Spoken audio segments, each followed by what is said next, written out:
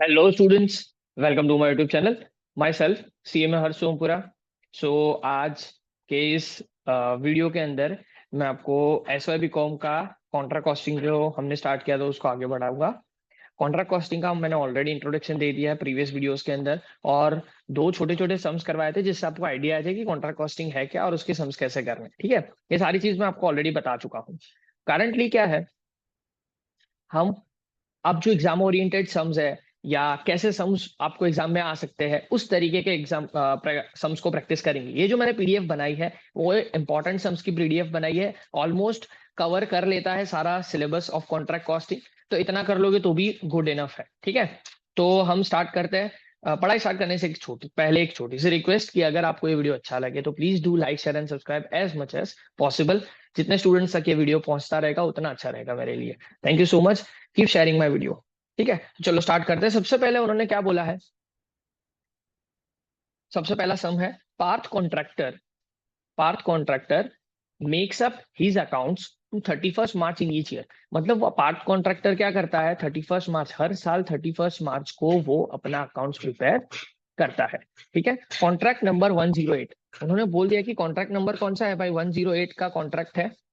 108 number का contract है उनके पास। Just a second.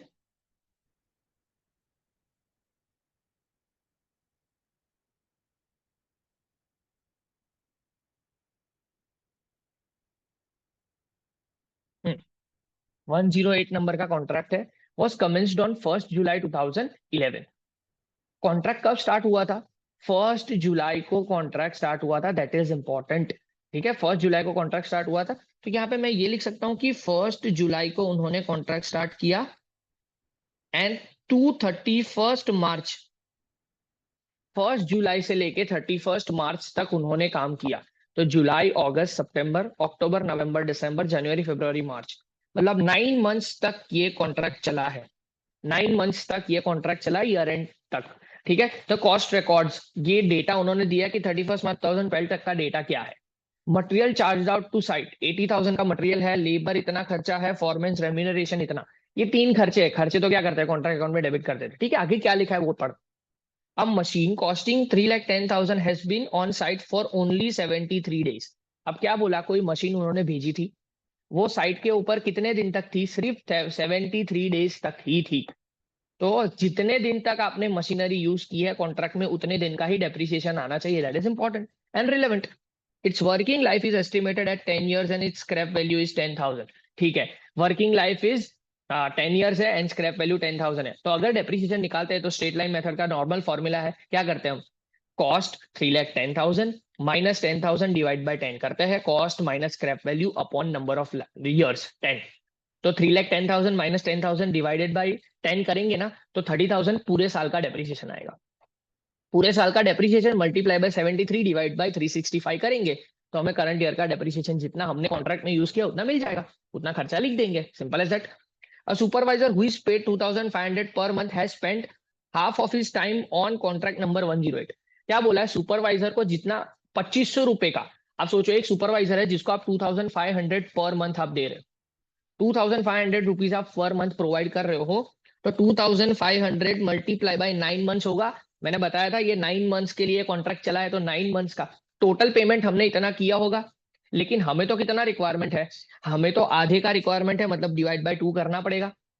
2,500 multiply by 9 करेंगे तो 22,500 रुपए आएगा। ठीक है, 22,500 रुपए टोटल पेमेंट है। लेकिन उन्होंने क्या बोला है, हाफ टाइम उसने डिवोट किया है। अगर किसी बंदे ने हाफ टाइम ये कॉन्ट्रैक्ट में डिवोट किया है तो उसका खर्चा भी हाफ ही लेना पड़ेगा ना हमें, तो हाफ कर देंगे। तो क्या आ जाएगा यहाँ पे, 22,500 डिवाइडेड बाई 2 करेंगे ना तो 11,250 रुपए का खर्चा होगा, वो यहाँ पे इस कॉन्ट्रैक्ट का होगा, बाकी का किसी और कॉन्ट्रैक्ट में लगाएगा। सिंपल है।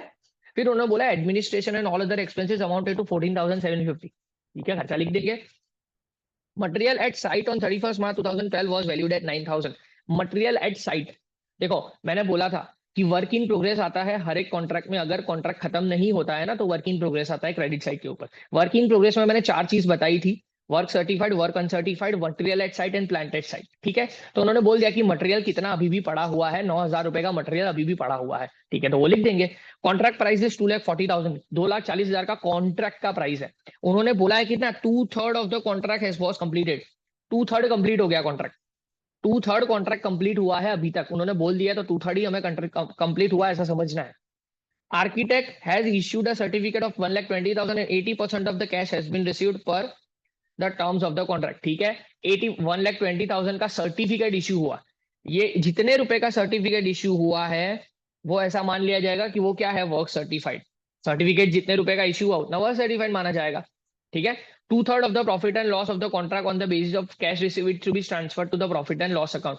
उन्होंने बोला है कि 2/3 ऑफ द कॉन्ट्रैक्ट, जितना कॉन्ट्रैक्ट होगा उसका 2/3, जितना भी कॉन्ट्रैक्ट प्राइस होगा मतलब प्रॉफिट आएगा उसका 2/3 ऑफ द प्रॉफिट आपको कहां पे डाल देना है, पीएनएल में डालना है। बाकी का पैसा आपको कहां पे डालना है, सीधा सीधा वर्क इन प्रोग्रेस में डालना है। वो तो नहीं भी होता तो भी मैंने एक रूल बताया है कि कितने परसेंटेज ऑफ कॉन्ट्रैक्ट कंप्लीट हुआ है उसके हिसाब से करेंगे। ठीक है, तो इतनी इन्फॉर्मेशन है, तो सम करते हैं फटाफट। देखो, this is I have developed a new way of teaching, कि भाई ऑलरेडी मेरे पास सारी चीज अगर लिखी हुई होगी तो फटाफट से मैं समझा पाऊंगा, आपका टाइम भी थोड़ा कम बिगड़ेगा।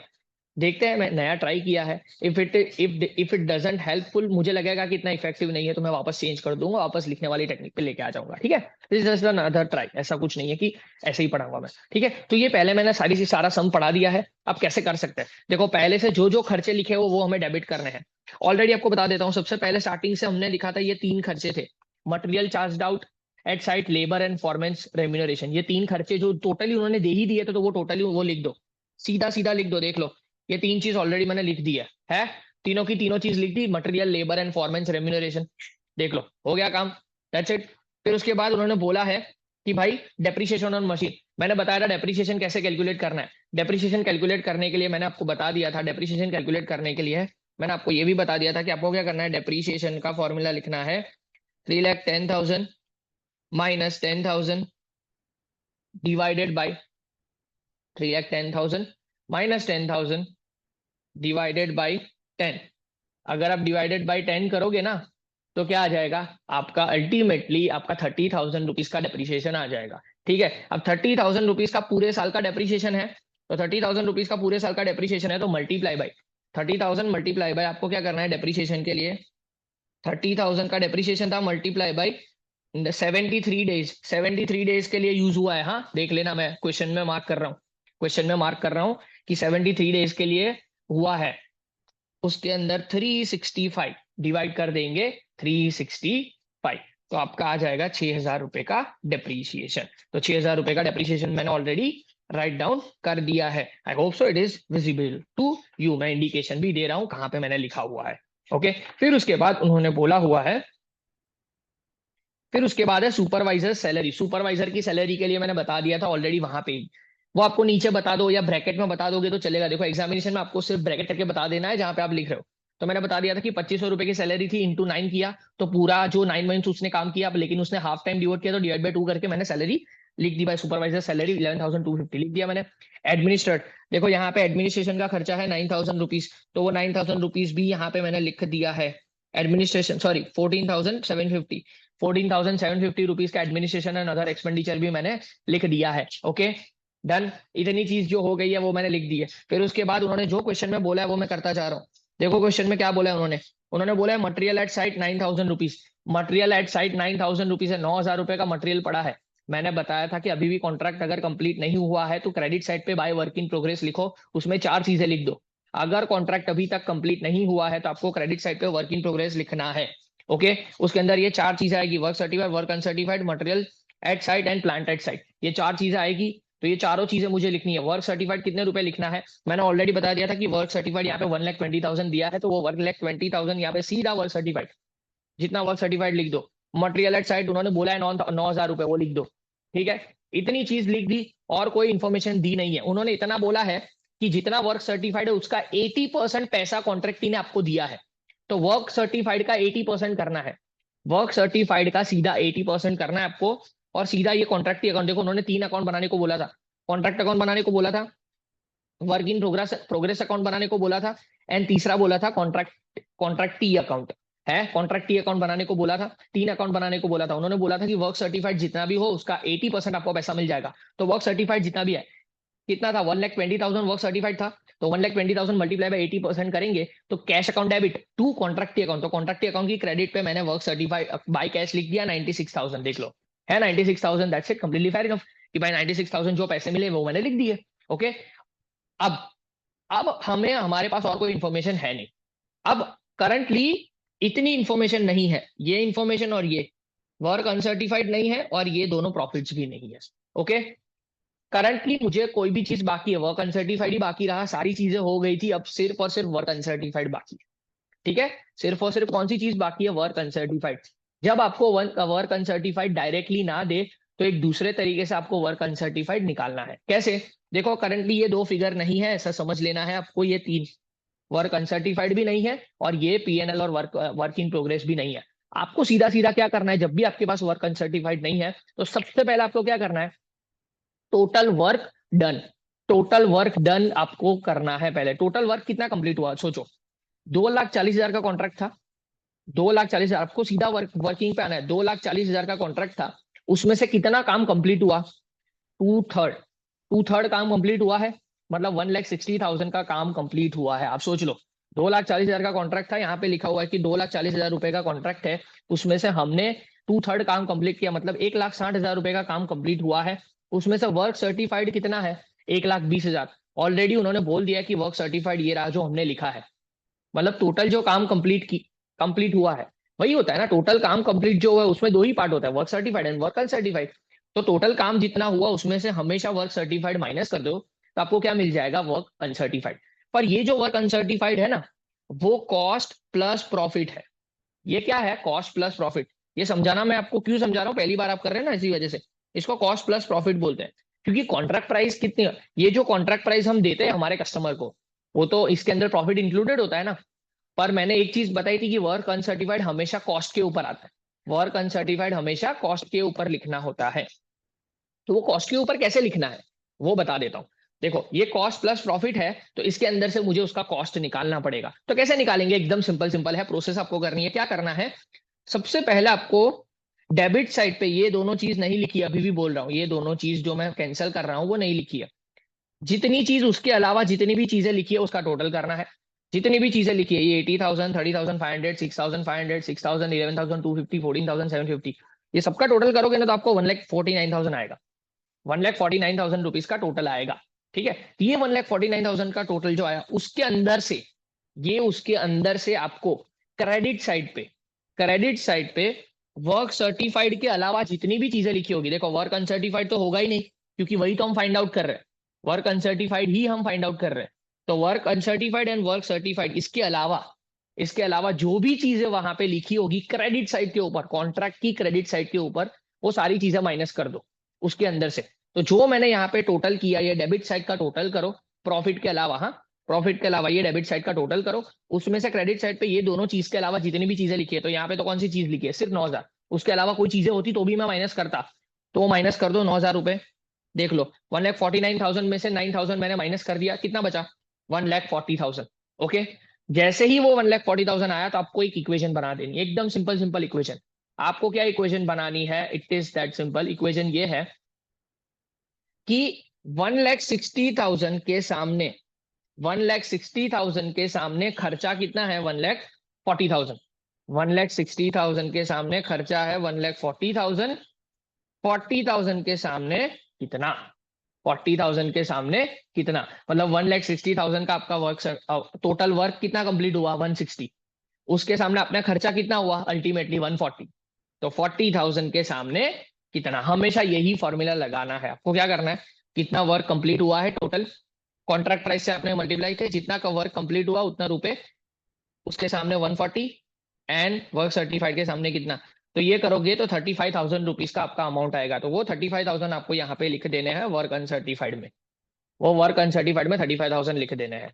वो टोटल करोगे तो आप 1,64,000 रुपीज आपका वर्क इन प्रोग्रेस का टोटल आ जाएगा। जैसे ही वर्क इन प्रोग्रेस का टोटल आ गया 1,64,000, अब आपको मैंने एक रूल बताया था, अब आपको क्या करना है, क्लोज करना है। वर्क इन प्रोग्रेस लिख दिया, सारी इंफॉर्मेशन जो थी, जो फॉर्मूला सम में दिया था वो सारी इंफॉर्मेशन तो मैंने पुट आउट कर दी, तो सब कुछ क्लोज करना पड़ेगा। तो वर्क कॉन्ट्रैक्ट अकाउंट मुझे क्लोज करना पड़ेगा। अब कॉन्ट्रैक्ट अकाउंट क्लोज करूंगा तो अगर लॉस आया तो सीधा कॉस्टिंग पीएनएल में डाल दो, अगर यहाँ पे बैलेंस आता तो सीधा मैं कॉस्टिंग पीएनएल में डाल के खत्म कर देता, पर यहाँ पे प्रॉफिट आ रहा है 1,64,000 टोटल जो है क्रेडिट साइड पे वो ज्यादा है, क्रेडिट साइड का टोटल ज्यादा है, इसी वजह से यहाँ पे 15,000 रुपए का डिफरेंस आ रहा है। तो ये 15,000 रुपए का जो डिफरेंस आ रहा है, अब मैंने रूल बताया था कि अगर आपका कॉन्ट्रैक्ट 25% से कम खत्म हुआ तो सीधा वर्किंग प्रोग्रेस में वो डिफरेंस डाल दो। 25% से 50% तक है, 25 से 50 तक है तो 1/3 of the profit, profit multiply by 1/3 into cash received upon work certified, उतना पैसा आपको पीएनएल में डालना है, बाकी का वर्किंग प्रोग्रेस में डालना है। 50% से ऊपर अगर काम हुआ है और ऑलमोस्ट 90% तक काम हो चुका है, मतलब ऑलमोस्ट 50% से ऊपर काम हुआ है, और अगर आपका एस्टिमेशन नहीं पता है आपको कि कब खत्म होगा, एस्टिमेटेड खर्चा नहीं पता है, तो 2/3 डालना है। ठीक है, तो यहाँ पे 2/3 है, 2/3 का मतलब क्या, 2/3 जब भी आप करोगे तो 67% आ जाएगा।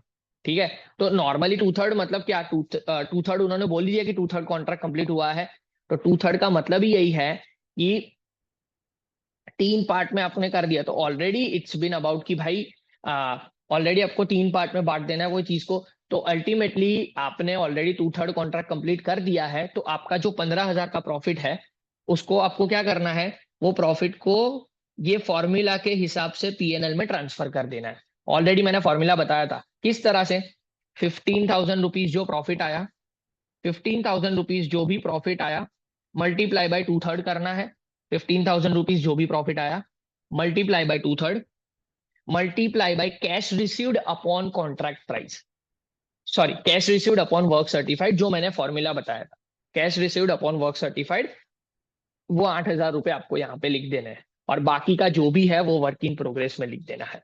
ठीक है, ये दोनों का सिर्फ बाइफर्केशन है और कुछ नहीं है। Okay, I hope so it is clear to you. 15,000 रुपए का प्रॉफिट था, आपका कॉन्ट्रैक्ट 2/3 कंप्लीट हो चुका है, तो 2/3 कंप्लीट हुआ है, और उन्होंने बोल भी दिया है कि 2/3 ऑफ द प्रॉफिट, आपके सम में ही बोल दिया है कि 2/3 of the profit of the contract on the basis of cash received is to be transfer to the profit and loss account, बोल दिया है कि 2/3 ही आपको ट्रांसफर करना है। तो आपको क्या करना है, प्रॉफिट में अगर डायरेक्टली बोल दे कि 2/3 ट्रांसफर करना है, तो फिर आपको यहाँ पे 2/3 वाला ही फॉर्मूला यूज करना पड़ेगा। Okay, 15,000 into 2/3 into 96,000 upon 1,20,000, that is 8,000 rupees, और बाकी का वर्क इन प्रोग्रेस में आ जाएगा। अब यहाँ पे देखो, अब ये क्लोज हो गया कॉन्ट्रैक्ट अकाउंट, अब work in progress account close करते हैं। वर्क इन प्रोग्रेस अकाउंट में क्या है, देखो कॉन्ट्रैक्ट अकाउंट की क्रेडिट पे work in progress, contract account की क्रेडिट पे वर्क इन प्रोग्रेस है, तो वर्क इन प्रोग्रेस की डेबिट पे कॉन्ट्रैक्ट अकाउंट आना चाहिए। देख लो 1,64,000 वर्क इन प्रोग्रेस अकाउंट की डेबिट पे कॉन्ट्रैक्ट अकाउंट, फिर कॉन्ट्रैक्ट अकाउंट की डेबिट पे वर्क इन प्रोग्रेस 7,000 है, तो वर्क इन प्रोग्रेस की क्रेडिट पे कॉन्ट्रैक्ट अकाउंट 7,000 आना चाहिए ना, आ गया 7,000। जो भी बैलेंस बचा उसको कैरी डाउन कर दो, कैरी फॉरवर्ड करना है हमें। ठीक है, कैरी डाउन करना पड़ेगा, दैट्स इट, इतना ही अकाउंट होगा, वर्क इन प्रोग्रेस में इतना ही लिखना होता है। ठीक है, आप अगर एग्जामिनेशन में ज्यादा शो करना चाहते हो तो ये सारी चीजें इनर कॉलम में लिख के वर्क इन प्रोग्रेस में आउटर कॉलम में 164 लिख सकते हो, क्योंकि वर्क इन प्रोग्रेस में ये सारी चीज आती है ना, तो यहाँ पे वो डेबिट पे चीजें सारी चीजें लिख सकते हो, 1,64,000 आप कर सकते हो। कॉन्ट्रैक्ट की अकाउंट में सिंपल है, एक ही एंट्री थी 96,000, उसको कैरी डाउन कर देना है, सीधा सीधा आपको क्या करना है, कैरी डाउन कर देना है। ओके, दैट्स इट, इतनी ही चीजें हैं जो उन्होंने पूछी थी ये सम के अंदर। आई होप सो ये जो कैलकुलेशन है, वर्क अनसर्टिफाइड का कैलकुलेशन बहुत इंपॉर्टेंट है, this is the most important sum, क्योंकि यहाँ पे वर्क अनसर्टिफाइड जो था वो आपको नहीं दिया गया था। तो वर्क अनसर्टिफाइड का कैलकुलेशन कैसे करना होता है वो मैंने आपको बता दिया है। I hope so you like this lecture, आपको अच्छा लगा होगा ये वीडियो। वर्क अनसर्टिफाइड जब भी आपको नहीं दिया गया तो आपको खुद से फाइंड आउट करना पड़ेगा, जिसकी प्रोसीजर मैंने बता दी है, वो प्रोसीजर थोड़ा याद रखना। क्या करना है, आपको डेबिट साइड के सारे खर्चे आपको लेने हैं, उसमें से क्रेडिट साइड में work certified and work uncertified के अलावा जितनी चीजें लिखी है वो सारी चीजें माइनस कर देते। वर्क अनसर्टिफाइड तो होगा ही नहीं क्योंकि वही तो फाइंड आउट कर रहे हैं, तो वर्क सर्टिफाइड वाली चीज मत लेना, उसके अलावा जितनी भी आपकी इनकम है क्रेडिट साइड पे लिखा हुआ है वो सारी चीज माइनस कर दो।